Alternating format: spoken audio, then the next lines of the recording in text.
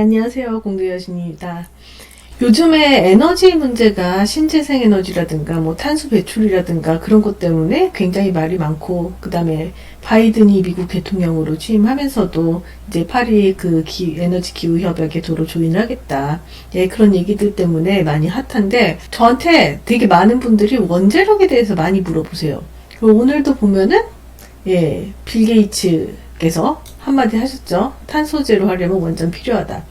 사실 방사선에 대한 오염 문제만 걱정이 없다면은 모든 지금 현재 환경 문제를 해결할 수 있는 가장 좋은 그 방법이자, 그 다음에 이 원자력 같은 경우는 왜 또 이렇게 많은 사람들이 목매냐면 전기 품질이 좋아요. 우리는 이제 투자자 관점에서 이제 원자력 관련주를 좀 찾아보고자 하는데, 근데 원자력 관련주가 생각보다 많이 없습니다. 자, 그럼 제가 그 이유를 알려드릴게요.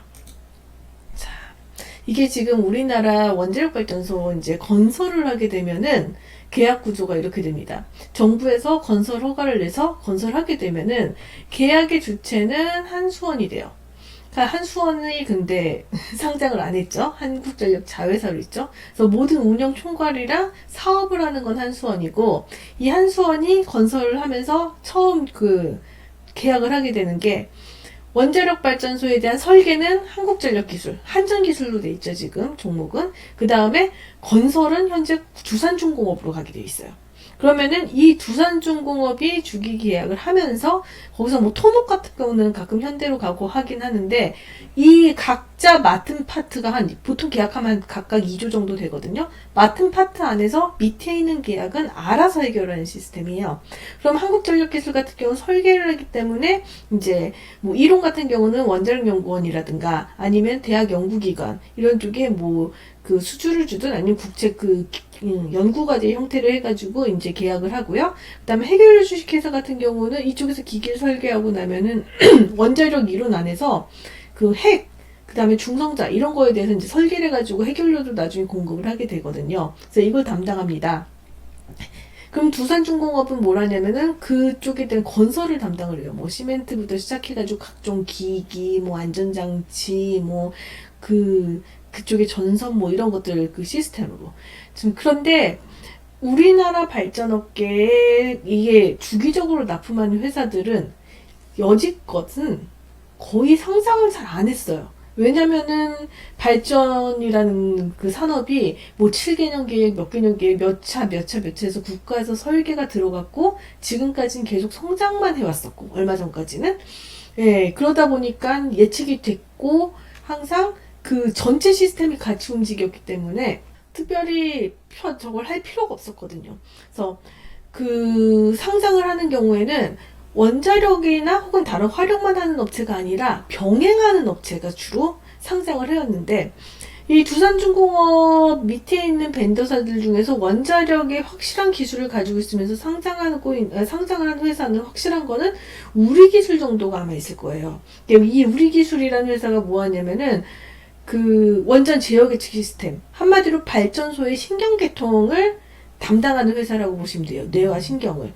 원자력 그 기술 중에서 신규 원전은 항상 이제 한국수력원자력이 그 한전기술에게 설계를 맡기고, 뭐 APR 1400이라고 그러고 뭐 이런 것들 있잖아요. 그 다음에 두산중공업이 이제 그 시공을 항상 이제 가져가게 되어 있고, 그 두산중공업이 시공을 갈 때 항상 DCS, 뭐 이제 PLC 같은 그 발전소의 그 신경계를 관장하는 건 우리 기술이 가져가고 있고, 다른 벤더사들도 그런 회사들이 있는데, 그런 회사들 중에서 확실하게 건설 시점에 그 어느 정도 이상의 큰 규모로 그 계약을 무조건 가져가는 회사들 중에 상장하는 회사는 일단 제가 알고 있는 거는 별로 그렇게 없어요. 그래서 이게 바로 신규 건설 계약 구조예요. 원자력 발전소는 한 번 건설하면 7년을 보통 보거든요. 그래서 계약할 때 막 몇 조다, 몇 천억이다, 몇 백억이다 해가지고 혹해가지고 잠시 주가가 뛰기는 하는데, 그게 첫 번째는 그러니까 한전기술이나 두산중공업이 계약할 때는 7년짜리 계약이고, 그 다음에 밑에 있는 회사들이 계약을 할 때는 사업이 진행을 하면서 여기도 줄다리기를 하면서 계약을 하기 때문에 뭐 두산중공업이 계약한 다음에 우리기술까지 2년씩 걸릴 수도 있고요. 그 다음에 우리기술이 그렇게 계약을 한 다음에도 계약 기간이 꽤 깁니다. 시운전 끝나고 그 다음에 시운전 후 몇 년까지 유지보수 계약까지 포함이 되기 때문에. 그래서 계약만 혹하지 마시고 그 산업이 계속 꾸준히 갈 수 있을 것인가도 같이 좀 봐주셔야 할 것 같아요. 대신 이 건설을 하는 과정에서 뭐 국가의 어떤 저지에 의해서 이번에 뭐 신고리 오류콕이 그 공론화 같은 것도 국가 때문에 한 3개월 일을 못 하잖아요. 그러면은 그 못하는 기간 동안에 뭐 혹은 사업 뭐 정지 기간 이런 때 물가가 갑자기 상승했다. 그럼 물가 상승분 같은 걸 다 반영을 해주거든요. 이런 건설 업체 같은 경우는. 그래서 그 당장의 건설 계약 금액보다 그 계약 금액이 어떻게 영향을 끼치고 어떻게 분배되나를 꼭 확인하셔야 될 것 같습니다. 자, 그럼 이제 건설은 그렇다면 그 다음 뭐냐면 유지보수라는 개념이 있어요. 발전소는 짓는 게 끝나면 운영을 하잖아요. 자, 이때는 무조건 한수원이 갑입니다. 왜냐면 한수원이 자기 사업을 하는 거기 때문에. 그러면은 이 유지보수가 과거에는 업체마다 계약을 했어요. 그 납품하는 업체, 뭐 아니면 거기 들어가는 업체. 근데 지금은 이렇게 한전기술, 두산중공업도 건설이 끝난 다음에 필수적인 거 아니면 손을 떼려고 하는 추세기도 하고, 그 다음에 그 한수원도 좀 너무 많은 업체가 있다 보니까 일원화를 하기를 원해요. 그래서 한전기술, 두산중공업이 꼭 같이 들어가야 되거나 책임을 져야 되는 건 물론 여기 밑에서 이제 뭐 그 하청 도급 계약을 하기도 하는데, 그런 게 필요가 없거나 이제 꾸준히 납품, 그러니까 단순 납품은 한수원에서 하고 한수원이 꼭 총괄해야 되는 건 한수원이 하는데, 어떤 유지보수 소프트웨어 같은 경우는 뭐 워런티 같은 거에 그 관련된 계약은 한전 KPS가 담당합니다. 이거는 한수원뿐만 아니라 5대 발전사, 나머지 화력발전사들도 다 마찬가지예요. 그래서 그 밑에서 시공업체들이 이렇게 하게 하고, 사실 그래서 시공업체들은 그렇게 좋아하지 않아요. 예전에 같은 경우는 직접적으로 계약을 했고, 그 다음에 보장이 됐기 때문에 좀 뭐랄까, 여기서 이제 딜을 잘하거나 아니면 꾸준히 이걸 할 수 있었는데, 한전 KPS도 결국은 수익을 내야 하니까 굉장히 예전에 비해서 좀 빡빡해진 거죠. 이런 구조로 돌아가다 보니까 그 발전업계는 사실 상장에 대한 욕구나 혹은 다른 산업에 대한 진출이 그렇게 막 적극적이지 않았어요. 왜냐면 발전업계가 가장 그 잘 쳐주고 기술적으로 대우를 해주고, 그 다음에 심지어는 뭐 R&D 같은 경우도 서포트를 해줬기 때문에, 예, 뭐 그거는 그쪽 업계가 워낙 규모가 컸기 때문에 그렇기도 한데, 그래서 지금 제가 말씀드렸던 업체는 그 한국전력, 한국전력기술, 두산중공업, 우리기술, 그 다음에 한전 KPS 정도밖에 얘기를 못했어요. 이 업체들은 상장을 안 했거나 상장을 했으면은 원자력 업체가 원자력 비중이 크지 않은데 원자력이 이슈가 될 때만 원자력 얘기를 하기 때문에, 그러면 일단은 그거 말고도 조금 어떤 회사들이 어떤 일을 하고 어떤 얘기를 할 수 있나 좀 얘기를 하자면은, 이거 같은 경우는 한국전력기술입니다. 예, 한국전력기술이 원자력 쪽에서 하는 거는 말 그대로 종합설계 말씀드렸죠. 건설하면서 우리나라, 그러니까 한국형 원자로, 신형 원자로는 전부 한국전력기술에서 설계를 합니다. 그래서 원자력 개통설계, 저희는 이거 N-SSS라고 하는데 N-SSS 디자인, 이것도 마찬가지로 한국화되거나 아니면은 이제 수출하기 위해서 이제 좀 수정을 해서 나가야 된다든가, 그리고 빌 게이츠가 얘기한 소형 원자로가 만약에 한국에 상용화가 된다, 그러면은 1차적으로는 여기서 먼저 설계가 돼서 보급이 될 확률이 99.9%입니다. 아마 한국에서 무작정 외부 원자력을 수입하는 거는 더 이상은 이제 있지 않을 거예요. 자, 아까 그 다음에 또 하나 얘기 드렸던 회사가 우리기술이죠.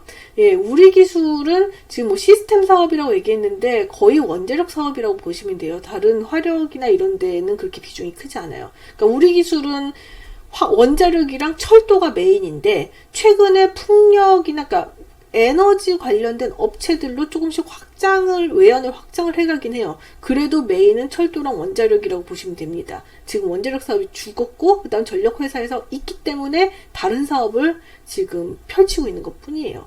그래서 원자력이 메인이고, 계측지어 설비, 발전소의 그 그러니까 그러니까 화력 같은 경우는 안전 그 등급이나 그런 게 원자력에 비해서는 그렇게 높지는 않아서, 물론 경쟁 때문에 거기는 안전 관리는 잘 됩니다만 그 진입 장벽이 화력이 그 높지 않고 글로벌 업체들이 거의 점령하고 있어요. 그 지멘스라든가 GE라든가. 근데 원자력에서의 그 뉴클리어가 핵 쪽에 관련돼서는 그 우리 기술이 다 이제 무조건 두산중공업이 가면 우리 기술이 간다. 두산중공업이 계약을 따냈다면은 한 1, 2년 안에 우리 기술이 이 추가 계약이 들어간다라고 보시면 됩니다. 그래서 정비 용역, 아까 말씀드렸죠. 그러니까 시스템 자체를 정비를 하는 건데, 이거는 계약이 이제 그동안은 아마 한수원이랑 직접 했는데, 한전 KPS나 뭐 이런 데서 이런 계약을 우회적으로 하거나 이제 기술 이전을 하려고 얘기할 수 있는 그런 사업들이고요. 이제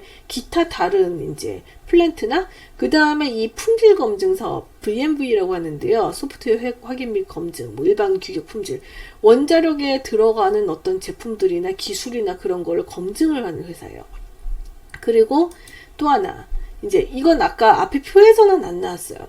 이 회사 같은 경우는 지금 원자력 사업은 굉장히 좀 꾸준히 하고 있습니다. 비중도 꽤 되고요.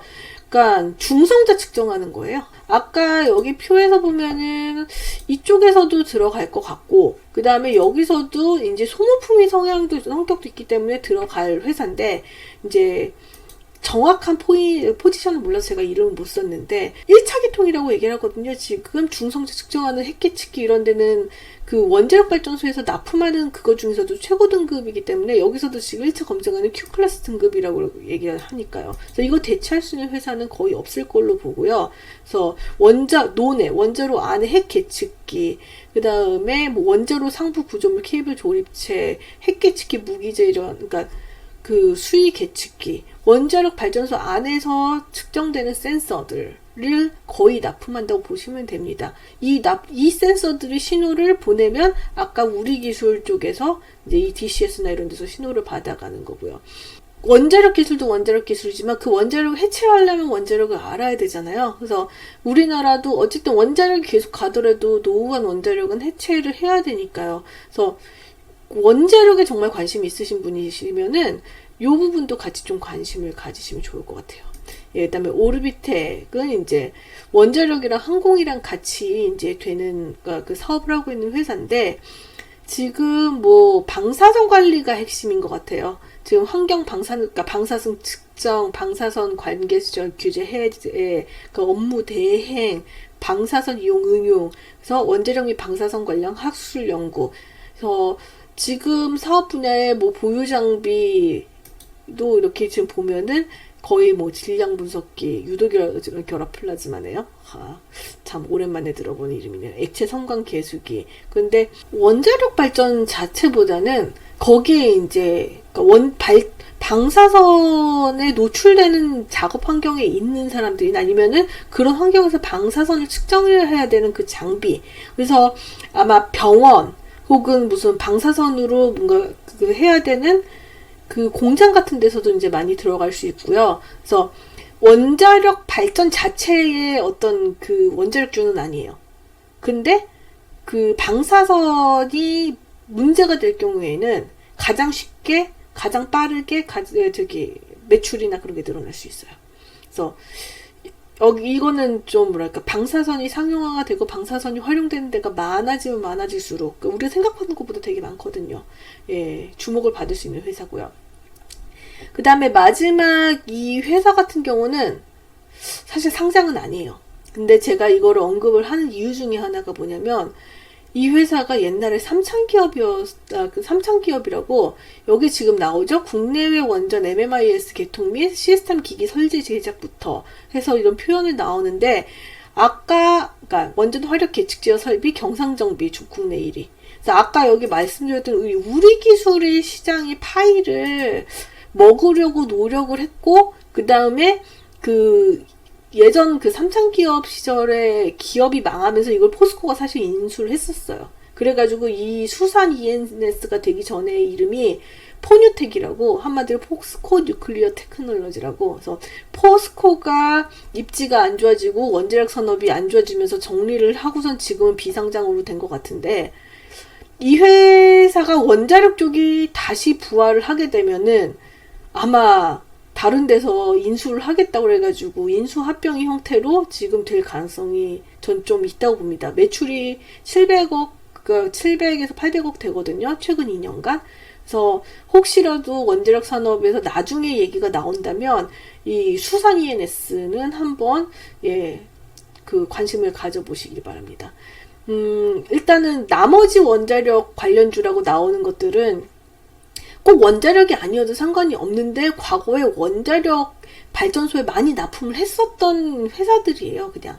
그리고 지금은 원자력에 그렇게 막 의지를 많이 하거나 그러진 않아요. 그리고 원자력에 의지를 많이 했었던 회사들은 사실은 여기 있는 벤더들인데, 이 벤더들은 지금 다 고사됐거나 이미 뭐 다른 사업으로 인수합병이 됐거나라고 보시는 게 맞을 것 같습니다. 그래서 좀 더 이상은 안 그랬으면 하는 바람과 함께 여기서 마치겠습니다. 감사합니다.